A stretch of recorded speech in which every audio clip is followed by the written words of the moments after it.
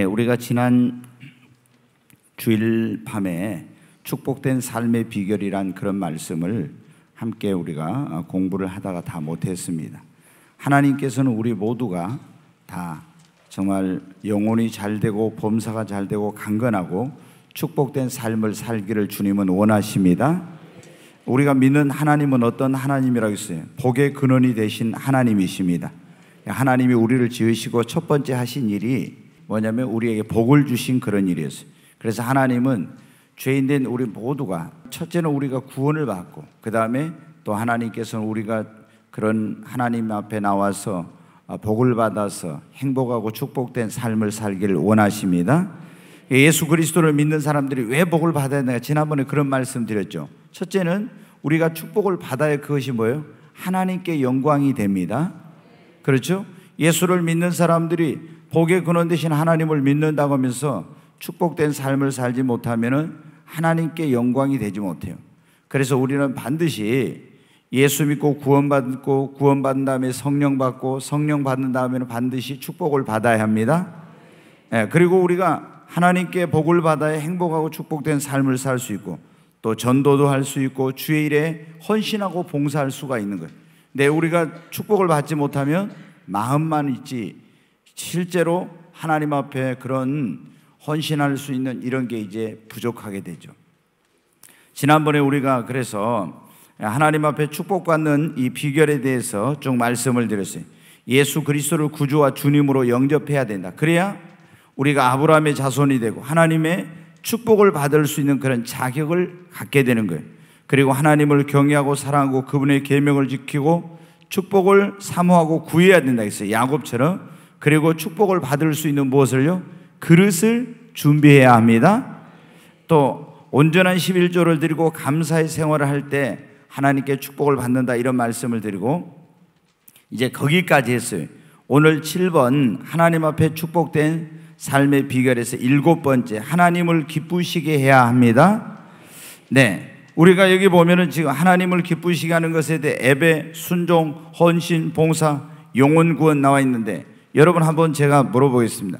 우리 그리스도인들에게 있어서는 성도의 그런 어떤 구원받은 성도에게는 의무가 있어요. 이걸 성도의 의무라고 하는데 성도의 의무가 무엇입니까? 첫째, 뭐가 성도의 의무예요? 주일 성수. 주일을 성수해야 돼. 이게 이제 첫 번째. 그 다음에 하나님 앞에 나와서 이제 예배를 드리는 거예요. 주일을 성수하지 않고는 예배를 드릴 수 없죠. 그 다음에 또 우리가 세 번째 뭘 해야 됩니까? 11조를 하는 게 이제 성도의 의무예요. 네 번째는 우리가 하나님 앞에 나와서 봉사하고 헌신하는 거. 다섯 번째는 뭐냐면은 전도, 영혼 구원하니. 이게 이제 성도의 5가지 의무입니다. 이걸 반드시 그러니까 여러분이 어떻게 주일 성수해도 되고 안 돼도 되는 것이 아니라 하나님의 나라의 백성으로 예수 믿고 구원받은 사람은 반드시 주일 성수하고 그리고 주일 하나님 앞에 나와서 예배를 드리고 온전한 11조를 드리고 봉사하고 전도해야 합니다. 우리가 이런 하나님께서 우리에게 명하신 이 5가지 성도의 의무가 있는데 이 5가지 의무를 할 때 어떻게 돼요? 하나님 앞에 여러분 우리가 축복을 받게 됩니다. 거기 보면은 예배 그런데 하나님을 우리가 신령과 진정으로 하나님께 예배를 드려야 됩니다. 하나님이 우리를 지으시고 구원하신 목적은 하나님께 예배를 드리도록 하기 위해서 우리를 지으시고 구원하신 것입니다. 그래서 아브라함을 비롯해서 노아를 비롯해서 에노스를 비롯해서 여러분 다 다윗을 비롯해서 이삭이나 야곱이나 이런 하나님께 축복받았던 사람들은 어떤 사람이에요? 예배를 하나님 앞에 제대로 드린 사람들이에요.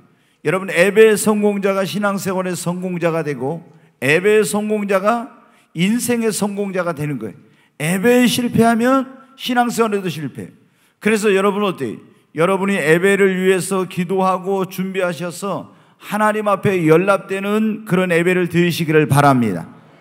우리가 여러분 가인과 아벨을 보십시오. 가인은 하나님 앞에 예배가 연락되지 않으니까 그 인생이 불행하게 된 거예요. 그러나 아벨은 여러분 어때요? 하나님 앞에 그 예배가 연락되었잖아요. 우리가 드리는 예배를 다 받으시는 것이 아니라 하나님께서 어떤 예배는 받으시지만 어떤 예배는 받으시지 않습니다.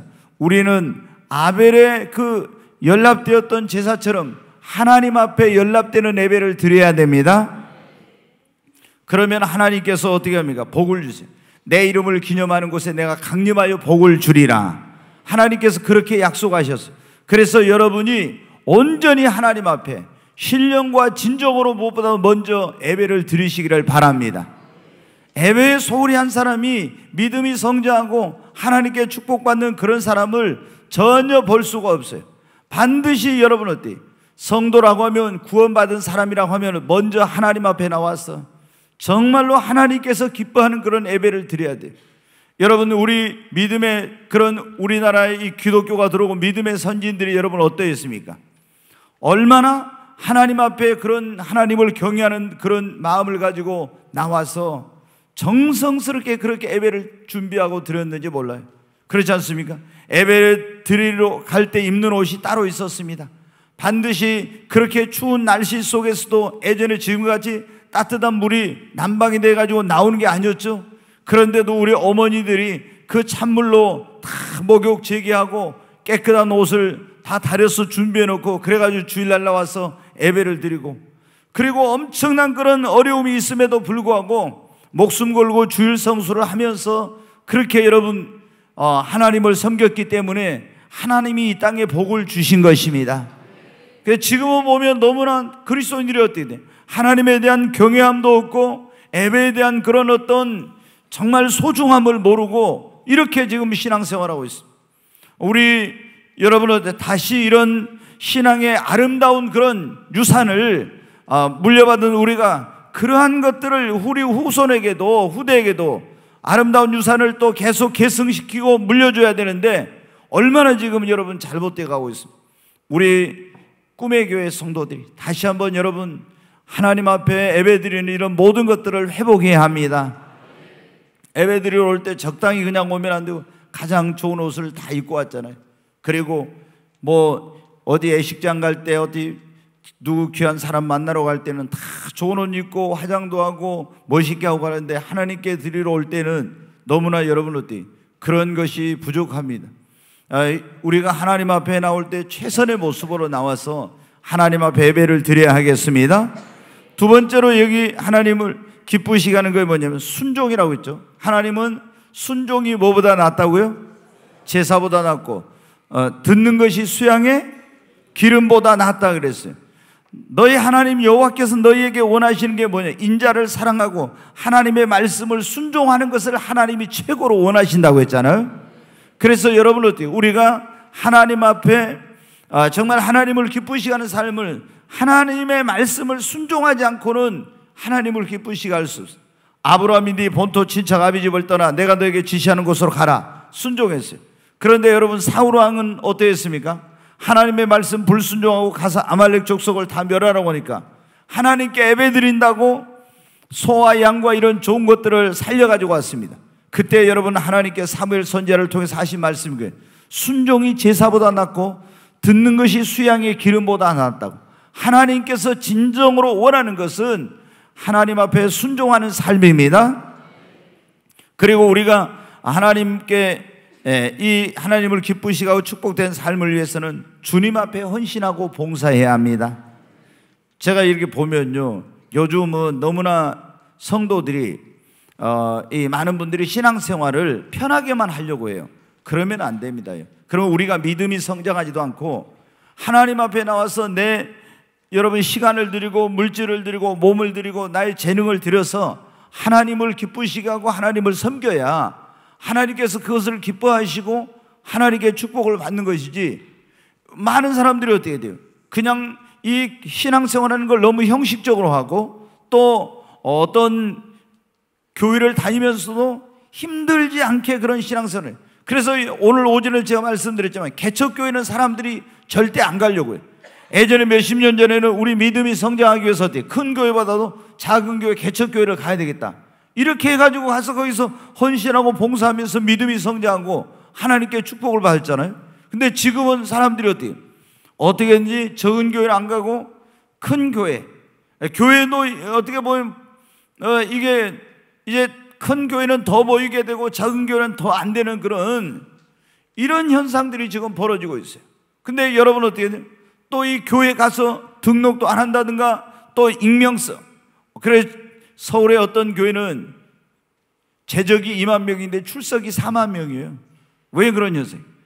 이제 거기 와서 등록도 안 하고 그냥 예배만 드리고 이렇게 다니면서 이렇게 하려고 하는 그런 것 때문에 그런 거예요. 여러분, 이것은 하나님 앞에 기쁘시게 하는 그런 신앙생활이 아닙니다. 그리고 이것이 하나님 앞에 자신과 그 후손이 축복을 받는 그런 길이 아니에요. 우리가 마땅히 오늘 고난주일인데 주님의 그 십자가의 크신 사랑과 은혜, 그 예수님의 희생을 통해서 우리가 구원받고 하나님의 자녀가 되었다면, 내가 하나님의 은혜, 내가 우리 주 예수 그리스도께 받은 사랑과 이걸 무엇으로 보답할고, 이런 마음을 가지고 내가 물질이든 몸이든 시간이든 재능이든 무엇이든 들여서 주님 앞에 헌신하고 여러분 봉사해야 합니다. 하나님의 나라는 여러분 그냥 확장되어지는 것이 아닙니다. 우리들의 헌신과 수고와 이런 희생을 통해서 하나님의 나라가 이 땅에 여러분 확장되어 가고 있는 것입니다. 그래서 하나님은 헌신하고 봉사하는 자에게 복을 주셔요. 왜? 주님이 그 사람에게 복을 주시니까 이 사람이 주를 위해서 헌신하고 주를 위해서 봉사하니까 건강의 복도 주시고 물질의 복도 주시고 자녀들의 복도 주시고 이런 축복을 주시는 거예요.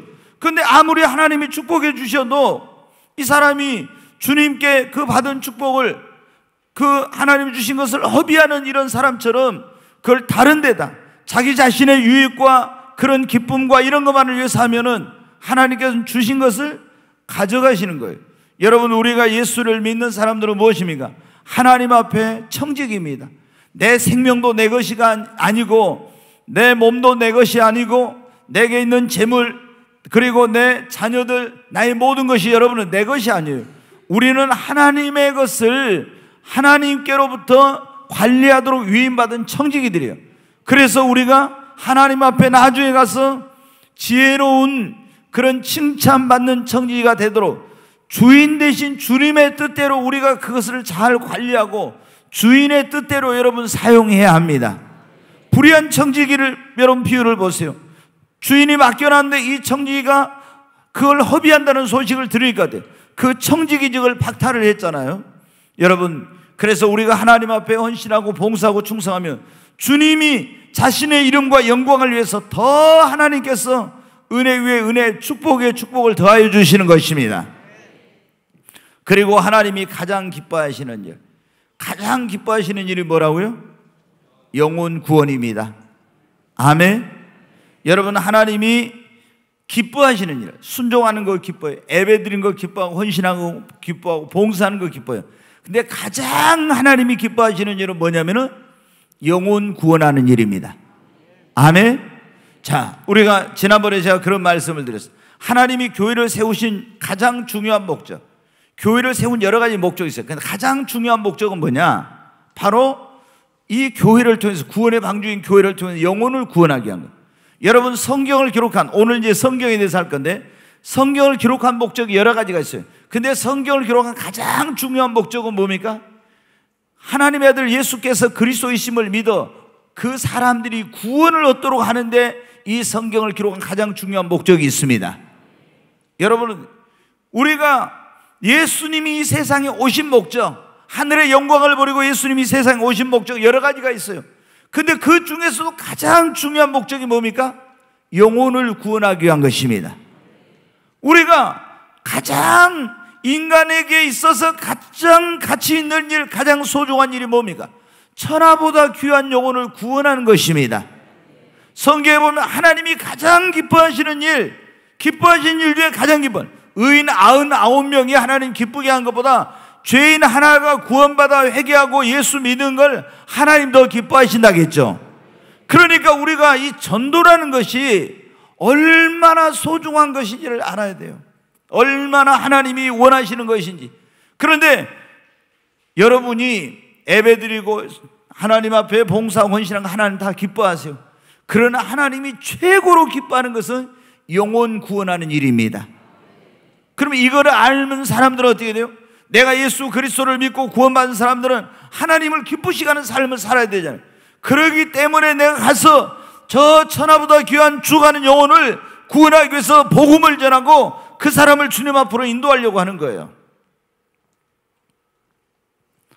우리가 하나님을 기쁘시게 하면 하나님께서 여러분에게 복을 구하지 않아도 주십니다. 정말 신령과 진정으로 하나님을 예배하고 하나님 말씀에 순종하고 봉사하고 헌신하고 그리고 영혼 구원하는 일에 힘을 쓰면요, 하나님께서, 자 여러분 보십시오. 영혼 구원하는 힘 쓰는 사람, 영혼 구원하려면 그냥 됩니까? 물질이 필요해. 그래서 하나님 물질의 복을, 건강하지 못하면 이 사람이 어떻게 영혼 구원하는 일을 마음대로 못하니까 건강을 회복시켜 주셔요. 여러분, 내 가정의 삶에 문제가 있으면 전도할 때 그것이 거침이 되고 걸림돌이 되니까 하나님께서 여러분 어떻게 하세요? 내 가정의 문제를 해결해 주세요. 내가 전도할 때 자신 있게 하려면 내 자녀들, 내 사업에 복을 주세요. 그래야 어떻게 돼요? 가서 간증하면서 하나님께서 이렇게 축복해 주셨다고 하나님을 증거할 수 있도록 하기 위해서 하나님께서 놀라운 이런 복을 주시는 거예요.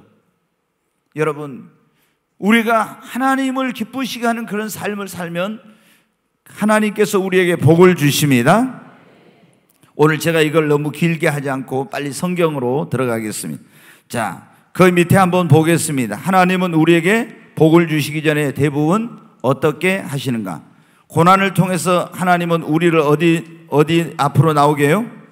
주님 앞으로 여러분 나오게 합니다. 자, 여러분, 우리가 우리 조금 전에 오재한 집사님도 그랬는데, 글쎄 그때 내가 예수님 믿고 있었는지 안 믿고 있었는지 모르지만 상상도 못할 삶의 고난을 만났어요. 그래가지고 이제 예수님 앞에 나오게 된 거예요. 그리고 그때부터 인생이 이제 완전히 인생이 그때가 전환점이 된 거예요. 그리고 예수님을 만나고 고난 속에서 삶의 변화를 겪고, 그리고 이제 자신에게 그런 달란트가 있는지 없는지 내가 그거 못 들어봤지만 알았었는지 몰랐는지 하나님 앞에 이제 찬양하고 또 고난 속에서 그런 이제 믿음이 성장하는 이런 일이 있었어요. 여러분한테 하나님께서 우리에게 축복을 주시려고 할 때 먼저 고난을 통해서 우리를 불러요. 그리고 하나님의 우리에게 축복을 약속해 주시고 축복을 받을 수 있는 그릇이 되기 위해서 우리를 어떻게 하면 하나님의 환경이나 문제나 또 질병이나 사람이나 여러 가지 이런 물질이나 이런 것으로 통해서 우리를 어떻게 하면 연단을 시킵니다. 그래서 하나님이 연단이라는 것은, 이 연단은 뭐냐면 우리의 신앙, 믿음과 인격을, 그러니까 믿음을 성장시키고 연단을 통해서 우리의 인격을 다듬는 그런 기간이에요.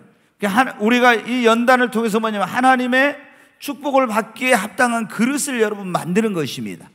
왜냐하면 하나님이 복을 주시고 싶어도 그릇이 안 돼 있는 사람은 하나님께서 축복을 주시지 못해요.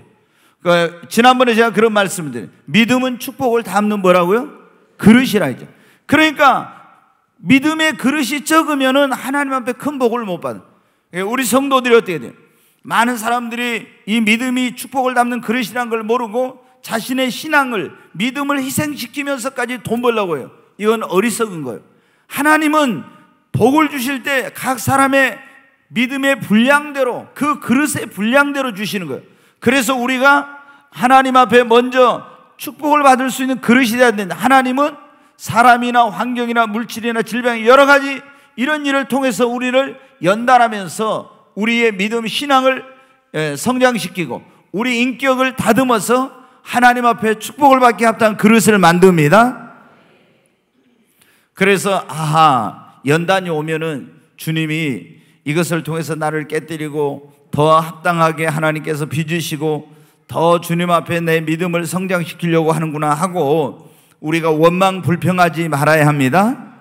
네. 그리고 이제 하나님께서 복을 주실 때는 이런 이제 주님 앞에 나오게 하고 약속을 하시고, 그러니까 축복을 약속해 주는, 아브라함에게 내가 이런 복을 주겠다, 이삭에게 내가 이런 복을 주겠다, 야곱에게 이런 복을 주겠다, 다윗에게 이런 복을 주겠다, 다 약속을 먼저 해요. 그리고 그냥 복을 주신 것이 아니라 하나님이 계속 연단을 시켜. 그래가지고 뭘 만들어? 축복을 받게 합당한 그릇을 만듭니다. 그리고 인내하고 마지막에 시험을 하신 다음에 우리에게 복을 주십니다. 꼭 하나님은 시험을 하십니다.